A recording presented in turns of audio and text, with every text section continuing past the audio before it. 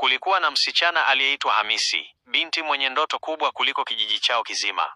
Tangu akiwa mdogo, alitamani kusoma mpaka chuo kikuu na kuwa mwanamke aliyesimama kwa miguu yake mwenyewe. Lakini nyumbani kwao, maisha yalikuwa magumu kupindukia. Umaskini ulikuwa umeshika familia yao kwa nguvu kama kamba inayozidi kukaza kila siku. Siku moja jioni, Hamisi alisikia wazazi wake wakiongea kwa sauti za mahangaiko. Alipokusanya ujasiri na kuwauliza kulikuwa na nini, walimtazama kwa macho mazito na kumpasha ukweli mchungu. Walikuwa wamemuuza kwa mzee wa miaka 70 kwa mahari, ambayo walisema itawasaidia kuokoa familia.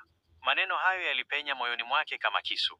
Alilia, akawaomba, akawasimulia ndoto zake za kusoma hadi chuo kikuu.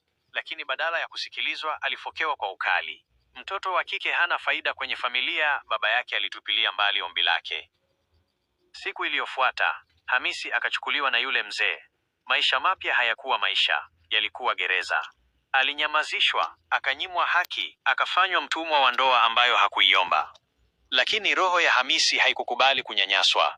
Usiku mmoja, mzee akiwa bafuni akaona fursa yake.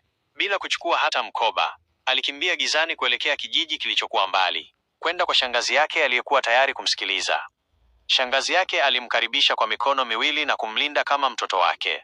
Akarudi shule, akasoma kwa bidii, akamaliza kwa alama za juu, akaenda chuo kikuu na baadaye akapata kazi bora aliyokuwa akiota siku zote. Miaka ikapita.